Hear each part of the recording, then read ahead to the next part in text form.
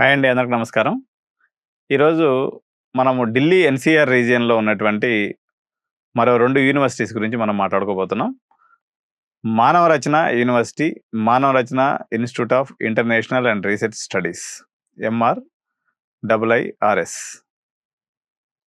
ఈ 2 ఇన్‌స్టిట్యూట్స్ హర్యానా రాష్ట్రంలోని ఫరీదాబాద్‌లో ఉన్నాయండి. రాష్ట్రానికి హర్యానా అయినప్పుడు కూడా ఇది ఢిల్లీ బోర్డర్ అన్నట్టు మనకి ఢిల్లీ రైల్వే స్టేషన్ నుంచి జస్ట్ ఒక హాఫ్ అన్ అవర్ డిస్టెన్స్‌లో ఉంటదనమాట. హజరత్ నిజాముద్దీన్ అని ఒక రైల్వే స్టేషన్ ఉంటది. మనకి తెలుగు రైళ్ళన్నీ అక్కడికే పోతాయి. తెలుగు రాష్ట్రాల నుంచి వెళ్ళే రైల్స్. అక్కడి నుంచి చూసుకున్నట్లయితే ఒక 35 మినిట్స్ డిస్టెన్స్‌లో ఉందనమాట. దీంట్లో మన తెలుగు పిల్లలు దండిగా ఉన్నారు. గత చాలా ఏళ్ల నుంచి మన తెలుగు పిల్లలు ఇక్కడికి చదువుతూ ఉంటారు. దాదాపు 110 ఎకరాల్లో ఉంది. ఇది మంచి సిటీలో ఉన్న క్యాంపస్. సరే ఎలా ఉంటుంది? ఇన్‌స్టిట్యూట్ ఎంత పెద్దగా ఉంటుంది అంటే చూడ్డానికి మల్లారెడ్డి గ్రూప్ ఆఫ్ ఇన్‌స్టిట్యూషన్స్ లాగా ఉంటది.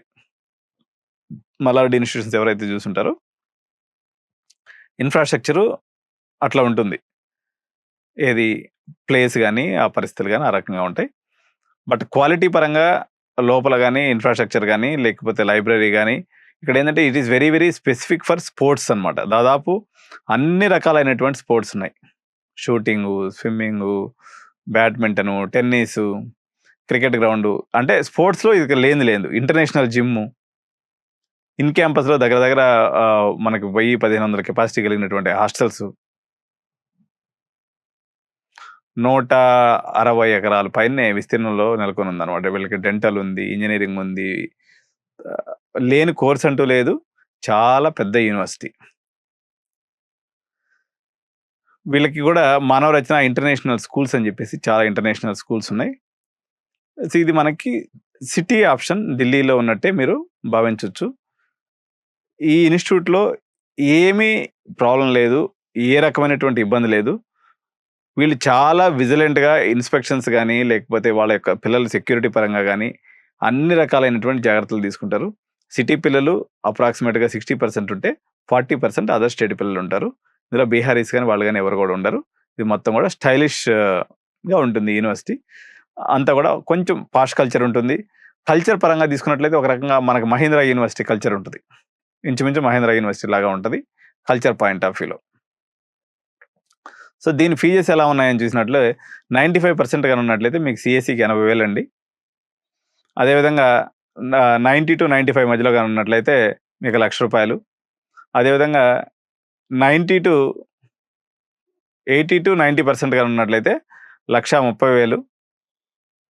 70-80% గాని ఉన్నట్లయితే 1,40,000. ఇది 1,40,000 నుంచి 80,000 నుంచి 1,40,000 మధ్యలో ఫీజు ఉంటుంది. హాస్టల్ ఫీజు ఒక 1,30,000 ఉంటది. తెలుగు కుక్ ఉన్నాడు. మన పిల్లలందరికీ కూడా దగ్గర దగ్గర రూమ్స్ ఇస్తారు. క్యాంపస్‌లో బ్రహ్మాండమైన హాస్టల్ ఉంది. ఈ క్యాంపస్‌లో కూడా భోజనం జీడీ గోయాంక్ అంత ఎక్స్ట్రార్డినరీగా ఉండదు. కానీ మనకు హోమ్లీ ఫుడ్ ఉంటది. మన ఇంట్లో ఎట్లా రసము, పప్పు కంపల్సరీగా అన్ని రకాలైనటువంటి కర్రీసు, స్వీటు, అదేవిధంగా నార్త్ ఇండియన్ కర్రీస్ అనేవి వాళ్ళ కోసంగా సెపరేట్‌గా కూడా ఉంటాయి. సో ఏంటి మానవ రచనలు ఎందుకు చదవాలి సార్ మేము ఇంత దూరం నుంచి పోయి అంటే, ఇటు ఆంధ్ర పిల్లలకి గాని, తెలంగాణ పిల్లలకి గాని, ఇప్పుడు సేమ్ క్వాలిటీ ఉన్నటువంటి ఉదాహరణకి ఎంవీఎస్ఆర్ ఇంజినీరింగ్ కాలేజ్ ఉంది. ఇక్కడ మనం 10 లక్షలు డొనేషన్ కట్టాలి. Plus 1,50,000 fees. అంటే 16 లక్షలు అవుతుంది. ఏది కాలేజ్ ఫీజు వరకు. ఈడ 1,40,000 ఇంటూ 4 సంవత్సరాలు అంటే 6 లక్షలు. హాస్టల్‌కి ఒక 5 లక్షలు. 5 ఒక 6 మొత్తం 10.5 లక్షల లోపల మీకు మొత్తం కాలేజే అయిపోతుంది. ఇంక్లూడింగ్ హాస్టల్‌తో ఇదొకటి. Main budget friendly. సార్ ఇది మామూలుగా కాలేజ్ ఫీజు ఇంతే ఉంటదా? మనకేమైనా తగ్గించి ఇస్తున్నారా? ఇప్పుడు దీనికన్నా వాళ్ళ ఫీజు ఇంచుమించు డబుల్ ఉంటుంది. ఒక 70% ఎక్స్ట్రా ఉంటదనమాట. అక్కడ లోకల్‌లో చదివిండనుకోండి, వాళ్ళకి 3 లక్షలు తక్కువ, ఇందులో ఫీజు ఉండదు. మనకి సౌత్ ఇండియన్స్ వరకు తక్కువ ఫీజు. ఇటు జీడీ గోయంకాలో గాని, ఇక్కడ గాని. 100% ఈ 4 ఏళ్ళు చదివొచ్చే లోపల మీకు ఇంగ్లీషు, హిందీ 2 వచ్చేస్తాయి. ఇది 2 అడ్వాంటేజ్. 3 అడ్వాంటేజ్ వచ్చేసి పిల్లలు బయట తిరగాలండి. మగవాడు తిరిగి బాగుపడతాడు అని చెప్పేసి ఏదో ఒక సామెత ఉన్నట్టుగా మగపిల్లలు అయితే మాత్రం కంపల్సరీగా మీరు పంపించండి. ఆడపిల్లలు అంత దూరం పంపించలేరు అనుకుంటే అది అప్ టు యూ. కానీ అక్కడ ఆడపిల్లలు కూడా మనోళ్ళు చాలా మంది వెళ్లి చదువుకుంటున్నారు. వాళ్ళకి కూడా సేఫ్టీ, సెక్యూరిటీ కన్సర్న్ ఎటువంటి ఇబ్బంది లేదు. ఇందులో మా పాప కూడా చదువుతది. అందుకని నేను అంత కాన్ఫిడెంట్‌గా చెప్తున్నా. కాబట్టి వీళ్ళ ప్లేస్‌మెంట్స్ ఎలా ఉన్నాయంటే యావరేజ్ 6 లాక్స్ అండి. లైక్ ఎంవీఎస్ఆర్ లాగా 6,00,000 5-6 లక్షల రూపాయలనమాట. ఇప్పుడు ఎందుకు అంటే సార్ ఇక్కడ ప్లేస్‌మెంట్స్ మన దగ్గర ఉన్నట్టుగా హైప్ చేసి చూపించటం అనేటువంటి పంచాయతీ ఉండదు.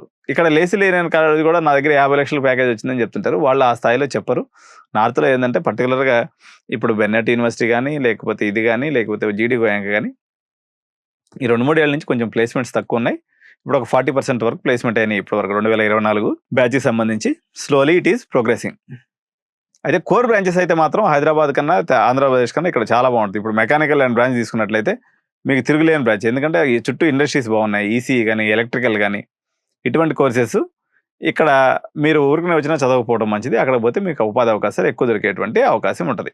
యాక్చువల్‌గా మేము ఈ ఎంసెట్ ఎగ్జామ్స్ అయిపోయిన మన ఇంటర్మీడియేట్ ఎగ్జామ్స్ అయిపోయిన తర్వాత మేము ఒక టూర్ ప్లాన్ చేస్తామండి. ఈచ్ పర్సన్‌కి ₹10,000 Delhi up and down charges, మొత్తం అకామిడేషన్ ఫర్ 3 డేస్.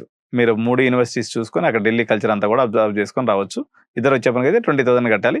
మేమే ట్రైన్ బుక్ చేయటం గానీ, తీసుకెళ్ళటం గానీ, అక్కడి నుంచి ట్రాన్స్‌పోర్ట్ అరేంజ్ చేయటం గానీ, మీరు ఆ 3 డేస్ ఫుడ్ అండ్ అకామిడేషన్ మొత్తం కలిపి కూడా పర్ పర్సన్ 10,000 చార్జ్ చేస్తున్నాం. సో మీరెళ్ళేసి హ్యాపీగా 3 యూనివర్సిటీస్‌ని చూసి, అక్కడ విద్యార్థులతో మాట్లాడి, ఒకరోజు మీరు మానవరచన కన్ఫర్మ్ అనుకున్నారనుకోండి, పొద్దున్నే మీరు అక్కడ వదిలేస్తాం. సాయంత్రం వరకు మీకు నచ్చిందంతా చూడండి. కనీసం ఒక 50 మంది పిల్లలతో మాట్లాడండి, హెచ్ఓడీస్‌తో మాట్లాడండి. మీరు చూస్తే నార్త్‌లో మానవరచన ఇంటర్నేషనల్ యూనివర్సిటీ గాని చూస్తే, మీకు మనసొప్పదు తెలంగాణ కాలేజెస్‌కి డబ్బులు కట్టడానికి.